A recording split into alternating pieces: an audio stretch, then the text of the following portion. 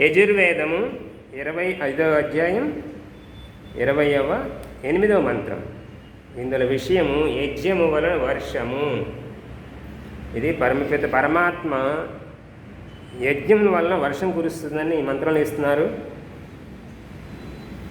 ఓం హోతాద్వర్యురావయ అగ్నిమింధో గ్రావగ్రాభ ఊతశంగాస్తాసు వివ్రహ తేన యజ్ఞేన స్వరం కృతేన స్విష్ఠేన భక్షణా ప్రణధ్వం.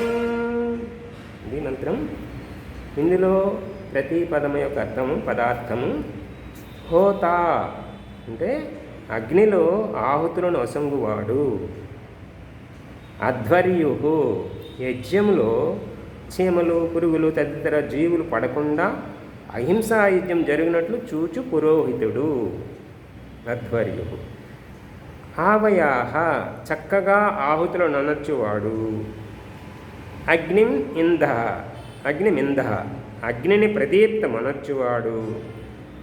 గ్రాభ మేఘమును గ్రహించగలుగువాడు. శంస ప్రశంసించువాడు. ఉత మరియు సువిప్రహ మేధావంతుల సాంగత్యము గలవాడు. స్వరం కృతేన బాగుగా అలంకరించబడిన. స్విష్టేన ఉత్తమ రీతుల నడపబడిన. తేన యజ్ఞేన ఆయజ్ఞముచే.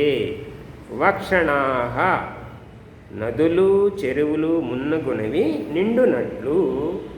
తేన ఆయజ్ఞ కార్యముచే మీరును అప్రణధ్వం అన్ని విధముల సుఖమును అనుభవించుడు.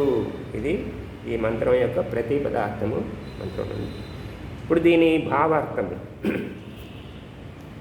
విధిపూర్వకముగా ఉత్తమ వనౌషధులు ఘృతము మున్నగు వానిచే యజ్ఞకర్మ విధులు యజ్ఞము చేయుట వలన వర్షములు కురియును. ఇది మంత్రం ఒక అథెంటిక్గా చెప్తుంది. యజ్ఞం వలన వర్షాలు కురుస్తాయి.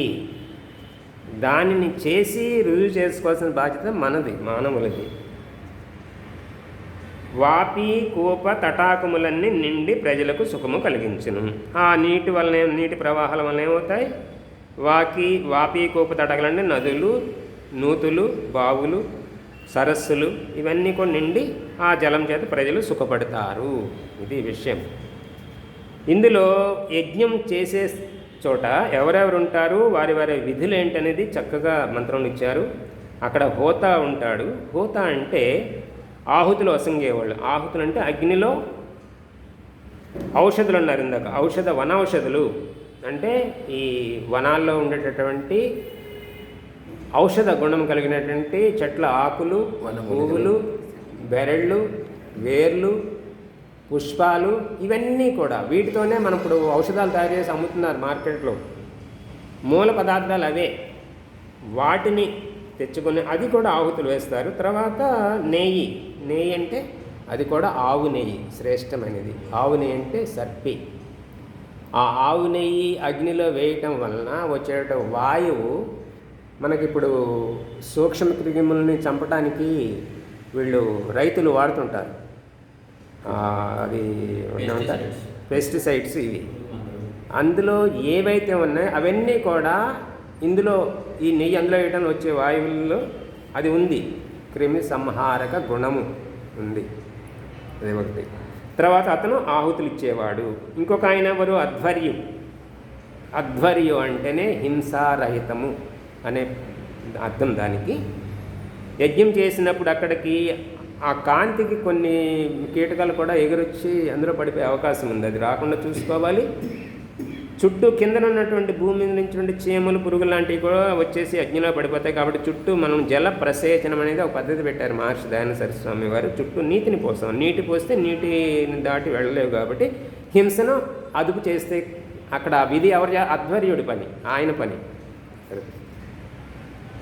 తర్వాత పురోహితుడు మంత్రాలు చదవటం, తర్వాత ఆహుతులు ఇస్తున్నారు లేదా చూసుకోవటం, ఇవన్నీ కూడా అక్కడున్న పురోహితుడు చేస్తుంటారన్నమాట. తర్వాత అగ్నిమింద అగ్నిని ప్రదీప్తమనొచ్చేవాడు. ఎప్పుడైనా అగ్ని అనేది పూర్తి హోమం అయ్యేంత వరకు అగ్ని నిలబడే ఉండాలి. అందుకోసం సమిధులు అయిపోయినట్టు సమిధులు వేయటం, కర్పూరం ఇలాంటివన్నీ చూసుకునే ఆయన అగ్నిమిందహ. ఇవన్నీ చేసి దీనిని ప్రశంసించేవాడని ఒక ఆయన. ప్రశంస అంటే స్తుతి, అంటే అక్కడ యజ్ఞం యొక్క ప్రయోజనం ఏమిటనేది, అక్కడ పదార్థాల గుణాలు ఏమిటి, ఇవన్నిటిని చెప్పి ప్రశంసించేవాడు ఆయన. ఒక ఆయన మేధావి ఉంటారన్నమాట. వీళ్ళందరూ కలిసి యజ్ఞం చేస్తున్నప్పుడు అయితే ఇక్కడ దానివల్ల ఏమిటి ప్రయోజనం కలుగుతుంది, వర్షం ఎలా వస్తుంది అనేది మనకు ఒక వైజ్ఞానికమైనటువంటి ప్రక్రియ యజ్ఞం అనేది. ఎందుకంటే ఇప్పుడు మనం వర్షం అంటే జలము ఆకాశం నుంచి పృథివీ మీదకి వస్తుంది. ఆ ఆకాశంలో జలం ఎక్కడి నుంచి వచ్చింది అక్కడికి, ఆ జల అణువులను ఎలా వచ్చాయి, భూమి పైన 3 వంతులు నీరుంది, సముద్ర జలాలు. ఈ నీరు సూర్యుడి యొక్క కిరణాల చేత శోషింపబడి వాయు రూపము చెంది ఆకాశముకి వెళ్ళి మేఘమండలముగా తయారయ్యి, ఆ మేఘమండలం తయారైనటువంటి వర్షము తేమ, ఆ వాయువు తేమ కలగగానే వర్షించి జలరూపంలో భూమి మీదకి వస్తుంది. అయితే ఇక్కడి నుంచి ఏ వాయువు అయితే వెళ్ళిందో ఆ వాయువు అణువులే ఆ నీటిలో ఉంటున్నాయి. కార్బనిక్ ఆమ్లాలు ఇవన్నీ, ఈ కార్బన్ మొనాక్సైడ్, ఇవి వాహనాల నుంచి వచ్చినటువంటి విషవాయువులన్నీ కూడా ఆకాశంకి వెళ్ళి వాయుమండలం చేరితే ఏమవుతుంది, వర్షం, అలాంటి వర్షం కురుస్తుంది. విశాఖపట్నం మన అందరం హెచ్పిసిఎల్లో పేలిపోయినప్పుడు మనకి తారు కురిసింది ఇక్కడ వర్షం, మనందరికీ తెలుసు. చెట్లు రంగులు మారిపోయి, రంగు నల్లగా అయిపోయింది, భూమి నల్లగా అయిపోయింది. కారణం ఏంటి, మనం చేస్తున్నది ఇక్కడ ఏదైతే ఇక్కడి నుంచి పైకి వెళ్తుందో అదే కిందకి వస్తుంది. కాబట్టి మనకి సస్యశ్యామలం కావాలంటే భూమి శుద్ధంగా ఉండాలి, వాయువు శుద్ధంగా ఉండాలి.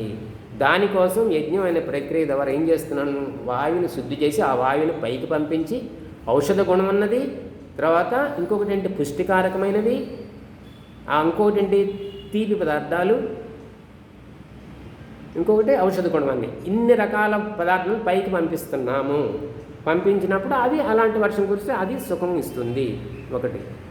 నాస్తికుల విమర్శ ఏంటి, మీరు కట్టెలు అందులో వేస్తున్నారు కదా, దానివల్ల కూడా కాలుష్యం అవుతుంది, కార్బన్ మొనాక్సైడ్ ఉంది కట్టెల్లో అని నాస్తిక వాదన. నిజమే, కట్టెల్లో కార్బన్ మొనాక్సైడ్ హానికల చేస్తుంది. అందుకోసం వృక్షులు ఏంటి సరివిడికారులు టేకలు ఏ పడితే వేసేయమని చెప్పలేదు. వాళ్ళు కూడా పరిశోధన చేసి విశేషమైన సమిధులు, మామిడి, మర్రి, మేడి ఇలాంటి కొన్ని ప్రత్యేకమైనటువంటి ఇచ్చారు. అంటే వాటిలో ఏంటంటే మిగిలిన వాటికన్నా తక్కువ కార్బన్ మొనాక్సైడ్ వస్తుంది. కాబట్టి ప్రత్యేకంగా అది ఋషులు పరిశోధించింది. అలాగే గీతలో కూడా చెప్తుంది, ఇక్కడి నుంచి ఈ మనిషి యజ్ఞాద్భవంతి పర్జన్య యజ్ఞ కర్మ సముద్భవ, యజ్ఞాద్భవంతి పర్జన్య, యజ్ఞం వలన పర్జన్యాలు మేఘాలు కురుస్తున్నాయి, ఆ మేఘాల నుంచి చిన్న ఆ వర్షం వల్లనే మొత్తం సమస్త జీవరాశి జీవిస్తుంది అనేది విషయం.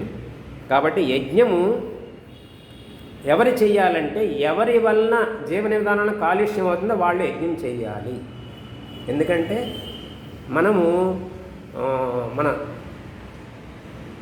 హితము, సమాజానికి హితం చేసే వాళ్ళం అయి ఉండాలి. మానవుడు అంటేనే హాని చేసేవాడు అయి ఉండడం, చేయకపోయినా పర్లేదు కానీ హితం చేయాలి. కాబట్టి యజ్ఞం వై శ్రేష్టతమ కర్మ, నీవు చేసే ప్రతి దినచర్య కర్మల్లో యజ్ఞం శ్రేష్టమైన కర్మ. కాబట్టి అందరూ అలా చేయడానికి ప్రయత్నం చేద్దాం. ఓం దిశం.